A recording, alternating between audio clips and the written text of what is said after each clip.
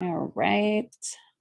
And I think we're going to be live here in a couple of seconds. So I'll just wait for a couple of people to log in. I'm just checking it on my side, making sure. And then Jonathan, when you see that we're live, please go ahead and let us know. So good afternoon, everyone. Happy Tuesday afternoon. Today is Tuesday, June 22nd. I definitely had to just look at my calendar on my computer because I don't actually know what day it is. Thank you for tuning in. For those that have already joined, thank you for joining us today on Talent Tuesday. This is Live with Leah. And today I have a wonderful guest, the Chief Human Resources Officer, Mr. Jim Bibbs. He's the Chief Human Resources Officer at LifeNet Health. Thank you so much for joining me and being my guest today. Thank you, Leah, for having me. Oh, I really am excited about our conversation. We're going to do it in 30 minutes today rather than an hour. If you guys have any questions for Jim, please go ahead and pop them into the comment section, and I will get to them. Hopefully, I'll see them quickly. Also, please let us know where you're logging in from. Say hello to Jim. Just put that in the comments. Give us a like, a high five, a thumbs up, whatever you have to do. All right. Well, let's go ahead and get started. Today, we're going to talk about the response to COVID in the workplace. And we're going to talk a little bit about your organization and kind of just what's going on across the board, a little bit about some interesting comments made in media about coming back to work and how everybody is dealing and how employees are dealing with coming back to work and how we dealt with it in the first place. But before we get started, Jim, would you please give the audience a little introduction to you and what you do? So as Leah indicated, my name is Jim Bibbs. I'm the Chief Human Resources Officer at LifeNet Health. We are an organization that has a kind of a tripod of things that we do. We're an organ procurement organization. We also are in the business of biologics, and we also have a life sciences arm. So that's kind of what we do each and every day. And our mission is to save lives, restore health, and give hope. That's pretty admirable. You guys do a lot of organ, correct? Yes. Like organ transplant, procurement kind of work, which is amazing. And a lot of life science research and advancing the technology in healthcare, which is phenomenal. And you are currently based in Virginia? Yes, Virginia Beach, Virginia is our international headquarters. Okay. And you guys, how many employees do you guys have? We have approximately 1,400 employees across the globe.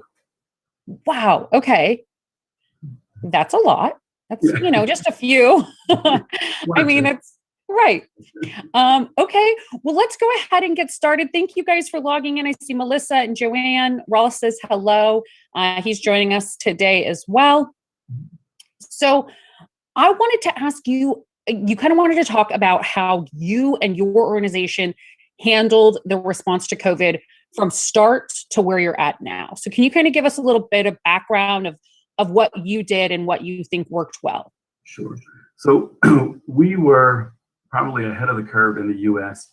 as we have an office in the Pacific Northwest, and one of our people there initially was potentially impacted by the virus, and the scare immediately went out in the Pacific Northwest. So we immediately responded, and we responded swiftly with sending people home across the globe, and only essential workers that we leave in the workspace. We also were able to assess at the same time who could do a hybrid model at that point in time, coming to the office X number of days a week or every other week, those to kind of not lose our culture and our operational excellence, but an effort to kind of secure the workplace and ensure that we didn't have a negative impact because of the things we do, the organ procurement, the tissue procurement. These are things that are vital to people's lives. So we had to respond quickly. We did that. We also... And that was in like March or April of 2020? It was the beginning of March in 2020. Oh, wow. You were like, we're right out front, right out of the gates. Like, we have to make this work for our employees. Yes, we began even with temperature scanning at the door in March. We did it across the U.S. We mandated masks kind of the first week of March.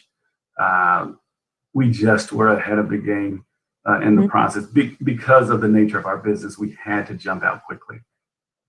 That makes sense. Yes. And what was the response like from employees? Were they thankful? Were they on board? Did you get any pushback? Well, I will say initially our employees, depending on space, right? Our employees in the Pacific Northwest understood immediately. Our employees kind of on the East Coast and the Midwest were kind of like, what's the response? But what's the big deal? Yeah. But as the crescendo rose, so did their awareness, and they immediately became agreeable to how we were moving forward. And even when we took our first surveys, our feedback from our colleagues was that they were pleased with our response. They understood everything that we were doing, and they valued the organization's value of them. So I think that is what organizations like to see and hear when you take such swift action, that they feel as though you're concerned about their health and well-being.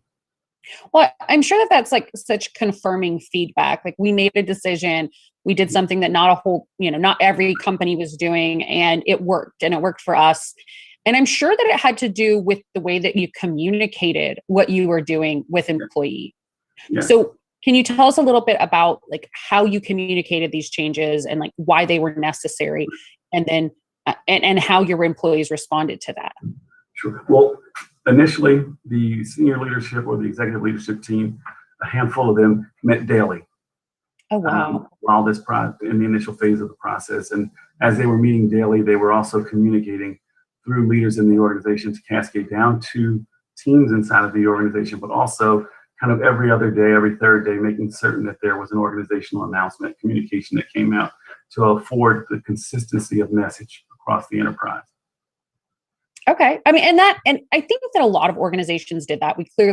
You hear about the ones that did not do that well. And thankfully, you guys had great leadership in place and really consistent and transparent communication with your employees, which obviously was very important. And then, so skipping forward through like the bulk of the massive pandemic, how has the response been this year in 2021? What are some of the changes that your organization has put in place to respond to the pandemic? Well, we were early on in the process, even with putting up the plexiglass, as I said, the temperature scanning at the doors, and then even going into a thermal scan, putting kind of Steramist products in the air to kind of handle the cleaning, the kind of continual cleaning, as opposed to bringing in a third party and cleaning a particular area when someone is diagnosed. So we invested heavily in securing the infrastructure to ensure that our people weren't impacted, and as a result of our people not being impacted, the gifts that we received from our donors, that those weren't negatively impacted, because there are people who depend upon these gifts in order to secure their lives. So I think we were very big on that, and we took a position early on also on bringing people back to work. Okay. A lot earlier than most organizations, but we did it with understanding the impact that it could have on our talent strategy, as well as our workforce planning and how to impact our culture. We had to understand the need to strike the appropriate balance to kind of ensure minimal impact on our colleague engagement. So early on, we began to realize, and we tried to kind of forecast the impact on the retention of our key talent, as well as the impact it could have on managers as they're trying to manage their way through that. The returning workforce, whether it be hybrid or even in some situations, even telling some people they get to remain home 100% of the time.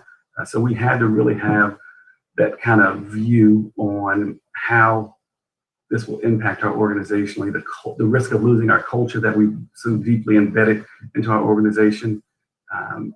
If we leave everyone home, but also if we bring some people back, what does it do kind of to that true collaborative environment? How do we strike that balance? So that was our goal, was really to find the correct balance. Right. And do you feel like, so when did you start your return to work? I mean, I know that some organizations were like last fall, they're like, okay, we're returning to work. This is over. And then other organizations are like, no, we're not even talking about going back to work until Summer of 2021, or maybe even fall of 2021. Initially we were in that position, right? Okay. Initially we said September 2021. Oh, wow. Okay. But because we were tossed into the first group to receive the vaccine, we kind of hastened our process. So we started people beginning to get their vaccine in late January. Okay, so you were ahead of the curve, and you were able to bring people back into the office. Yes, we were put into the early responder category based upon what we do every day. So we began to bring people back, as I said, in April, and we found the cadence to bring them back appropriately and one that fit our organizational structure. But we also didn't want to do it in a way, as I said, that we didn't kind of look at the cost benefit analysis. We wanted to look at folks that if we didn't bring them back, what is it going to do to our infrastructure? Will we have to evacuate some of our facilities? Is there going to be a cost benefit to doing that? Or do we retain those spaces? Do we look at organizations or certain facilities and say, hey, if we lessen our infrastructure, this is how we can do it? Just looking at all of the things that one needs to do, any business needs to do when you're looking at it, because your infrastructure is really important. Because you kind of do it, that's how your strategy is set for your business to succeed. But now, as a result of this pandemic, what is the value of that infrastructure model now? So we had to really do that. We wanted to kind of also assess at the same time the fears, the concerns, the anxieties that our colleagues would have about coming back into the workspace. We also wanted to create a specific mental wellness program to aid those who have experienced significant levels of duress, stress, if you will, during the pandemic, to provide support for them, but also kind of to remove the stigma that they would receive if they went to get mental health support, because that's still out there, unfortunately. So a lot of shockingly, right? In 2021, there still is a stigma around people receiving help for mental health. So we had to think about that. And then there's also the silent rift in all of the organizations that's happening, right? For those who worked remotely, those who had to come in the office, and those who had a hybrid model, right? The folks who were in the office the entire time, some of them aren't really pleased that people got to work from home. Believe it or not. Right? How do you manage that? Like, how do you explain to one employee, your job has to be done at this facility? That person's job can be done from their home office. I mean, is it just like a one-on-one conversation with each individual, or is it company level communication? Like, how did you manage that? Well, in some of the situations, they're just clear cut, right? There are certain things that have to occur in the office. Then there are other things where you have to have the one-on-one conversations. So organizationally, you get to sit down your leadership and say, okay, what are the roles that we need to have in the office? And then it's incumbent upon leaders to go and talk to their leaders. So it's kind of a cascading conversation to ensure that you have the right people in the building, and that you have the right people doing the hybrid model, and then you have the right people who are that can work remotely without impacting your business, your day-to-day operations. So it's really a lot of communication, a lot of understanding. That's the funniest thing about all this. I think in a lot of these scenarios, people feel as though there's one person that gets to make these decisions, but the best organizations make the decision in a collaborative fashion, but not too collaborative where it becomes kind of a stalwart, something that stops in the cog in the wheel type of situation. Yeah, and I mean, it sounds like you guys have handled, the response from your employer standpoint, like, pretty well. One of the things I wanted to ask you might not have the statistics or metrics on this, but were you able to retain employees throughout the pandemic? Yes. Believe it or not, our attrition levels are consistent with where they were prior to the pandemic. Okay, so you didn't lose more people, which a lot of organizations did. Right.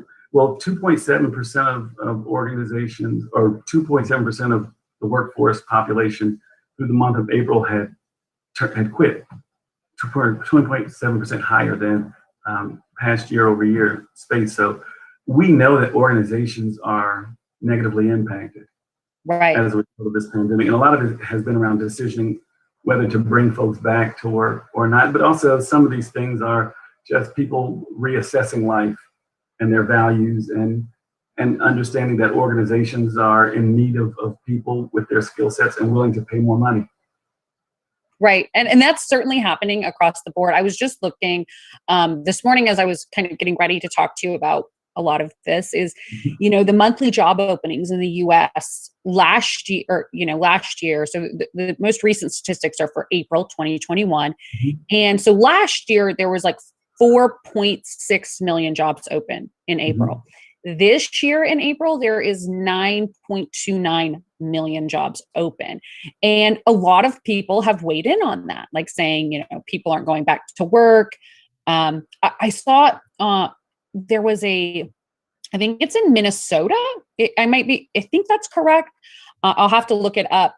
Or Michigan, I'm sorry. Michigan, the governor is proposing like a $300 weekly back to work bonus. Like, come on, guys, let's get back to work. It's like a new incentive because they're having trouble bringing in, employees. And it's clear in the numbers, 9 million is much higher than 4 million open jobs.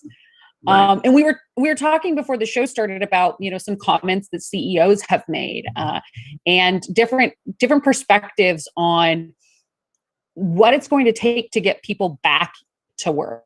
And so I kind of wanted to get your thoughts on all of that. Well, there have been some CEOs in the media that have made comments that are less than situationally aware. That's a really nice way to say that. And as such like an HR appropriate thing to say, situationally aware. Okay. I'm writing that one down for future reference.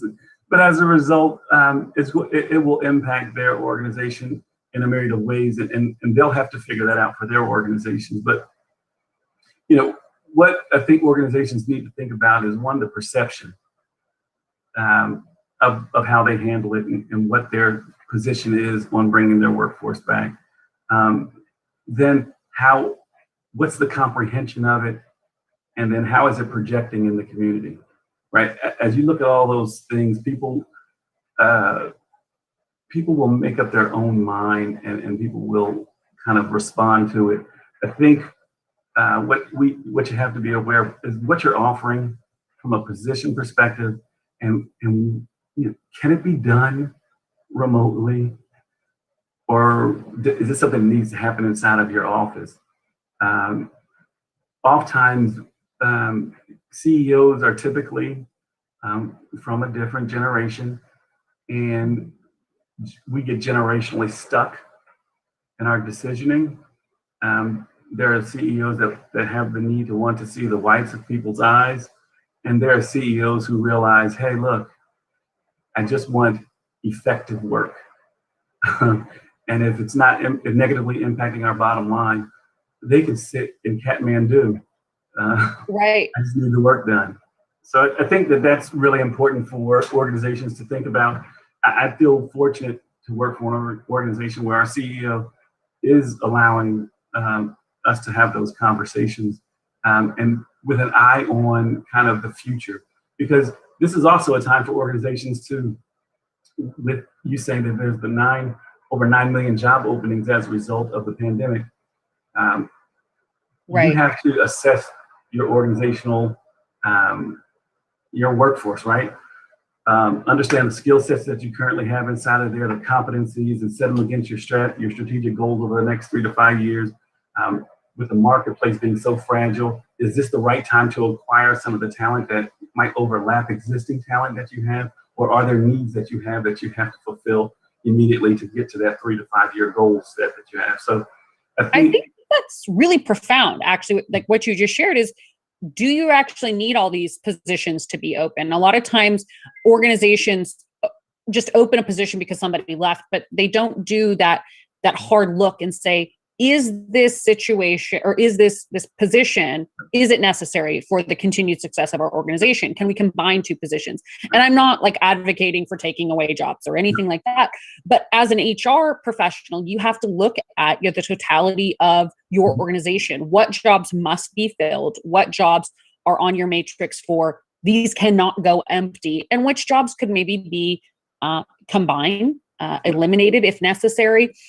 Because you want to be able to move your organization forward, but also knowing that it is a really difficult hiring workplace right now. Talent acquisition is difficult right now across the board. It is more difficult than I even believe that analytically we're able to produce and express to people.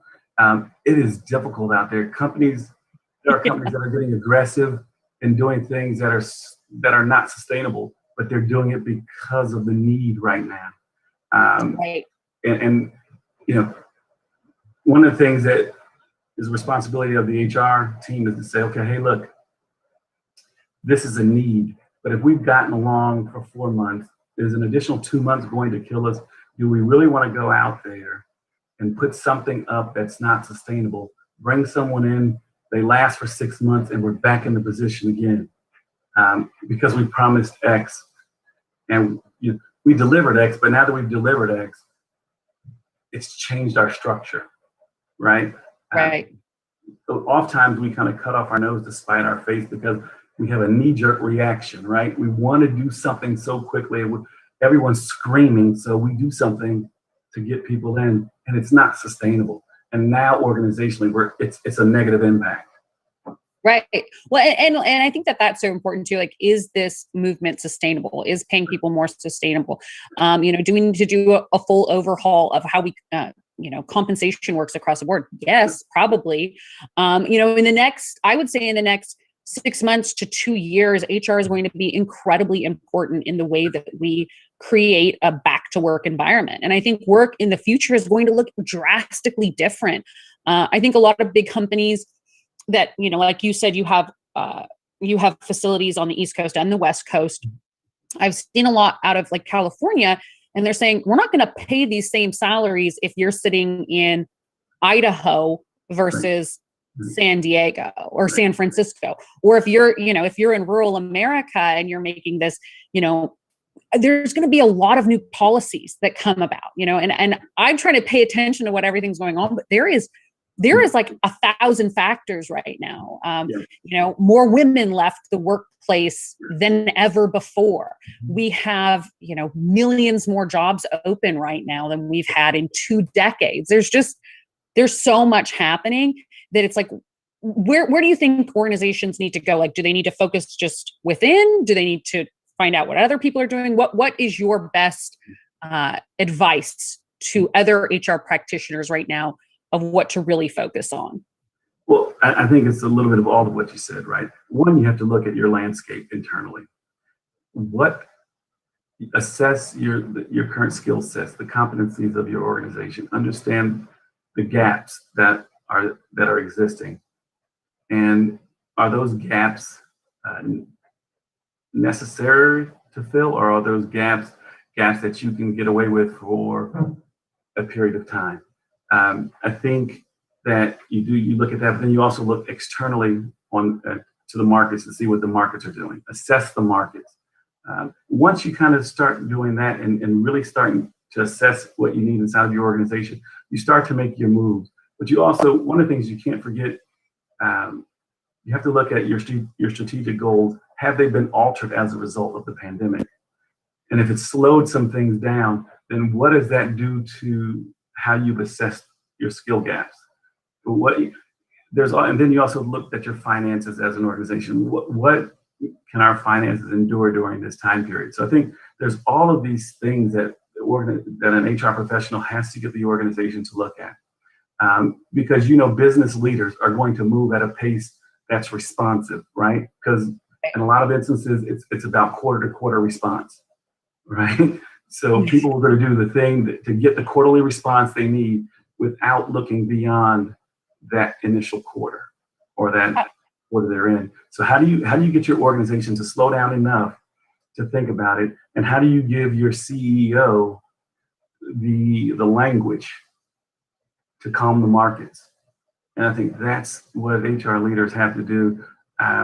Oftentimes, HR leaders kind of shy away from having these level of conversations with their CEOs, but that's what you're there for, right? If you're not going to have the difficult conversation, if you're not going to explain the risk to your CEO, then you've done a disservice to the CEO, but you also done a disservice to the organization. So you're just as responsible if you're in a Fortune 500 as the CEO and the CFO. I'm fortunate enough that this is a nonprofit, so we don't have to have those conversations, but our focus really is not losing sight of our mission, right? Our mission is why we are in business. So whatever the need, whatever the precipitous is for your business to be successful, you have to focus on that as an HR professional, not allow the business to lose the sight of that, because once your business loses sight of that, it's harder to recover from that than it will be the pandemic. Now, I think that is just phenomenal advice to any HR practitioner that's tuning in today, that's listening, is basically start at your mission and work backwards. Identify what's most important to your organization and make decisions in HR based on that, and start there. And I think it's exciting. HR is not always that cool or awesome department to work in, but we really are in a place where we have a lot of ability to make change and structure how the future of work is going to look. So I really encourage people to stay involved and, offer new ideas or different ways that we can structure the way that we're going back to work. So thank you so much for that input. I think that you obviously have many years of experience from a lot of different organizations, and your input is incredibly valuable. Thank you. Well, thank you so much. It's always a pleasure to talk about HR. And the funny thing about HR is everyone thinks they know it. Everyone's read a book. Everyone. Oh yeah, I've read like a bunch of books, right? So everyone wants to know HR until you hit a pandemic like this, and then everybody looks at HR and says, "Well, you're supposed to know what to do." What do we do, right? Yeah. So this is for HR professionals, as hectic and as scary as a pandemic is. This has been the time for HR to really raise the banner and to show its value in the organization. And if done correctly, you will be a hero for at least a year, right? Until they forget, right? Until they forget. And then you'll go back down to like the lowly HR people. But it's a great time for the HR profession to really show its value to an organization, and in particular, HR leaders to their CEOs and to their senior leadership team. This is the time in which you really have to kind of stand in the gap and provide your organization the direction it needs. Yeah, no, I agree.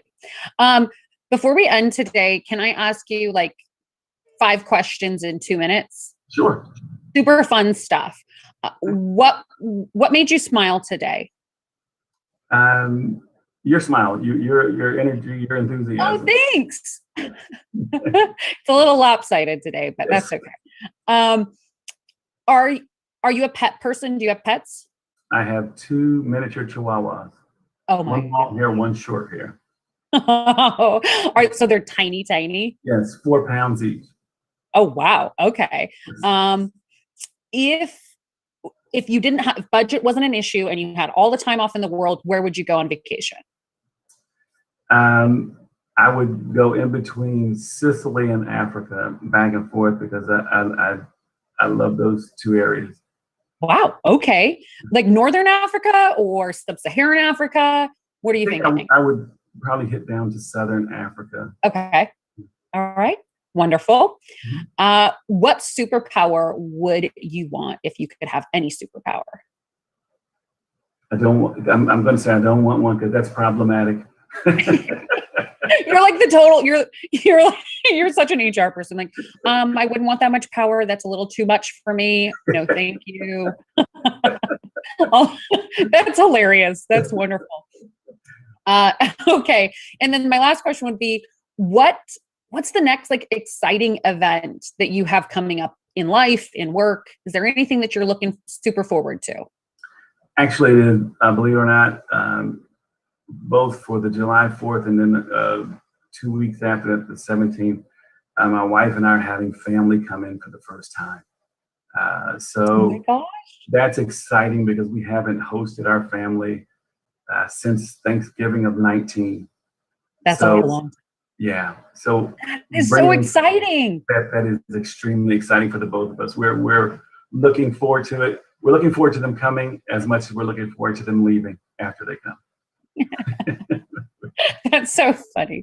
My grandpa always used to say that he had like some funny saying about guests are like fish. You don't like after 3 days, you really start to smell. Yeah. And I never really got it until like I live in Texas and my family's all from the north. So they love to come here because we have a pool and a golf course and a lake. And I get it. I think I get it now. Like, all right, time for you to go home. Yeah, after 3 days, it gets a little difficult. So I wanted to just thank you again for taking the time to meet with me today and share all of your knowledge with everyone out there on LinkedIn, on this LinkedIn Live show. If people have questions about HR, about your business, about, maybe just how you got started or just want to connect with you, is LinkedIn the best way to reach you? Absolutely. It's a great way to reach me if they have any questions. I would love to talk to them. Okay, wonderful. Thank you so much for your time. Oh, and Rollis does have a quick question for you. He said, any advice you would give to those who want to progress to the C-suite in HR? Well, I mean, it's a difficult question. Not quick.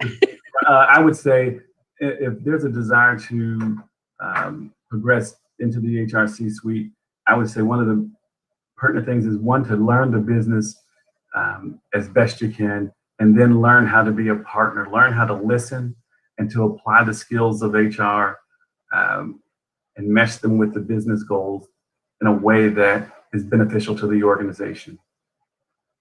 A perfect answer. That's a perfect way to end our show today. Thank you guys all for joining us on Talent Tuesday. I'll see you next week. And thank you again, Mr. Jim Bibbs, for being my guest today. Thank you so much, Leah. I appreciated it. All right. Thanks, guys. Bye-bye. So Jonathan will take us offline, and then we just wait for a second. You did phenomenal. Thank you. It was 30 minutes. You did really great. You made it easy. Your energy helped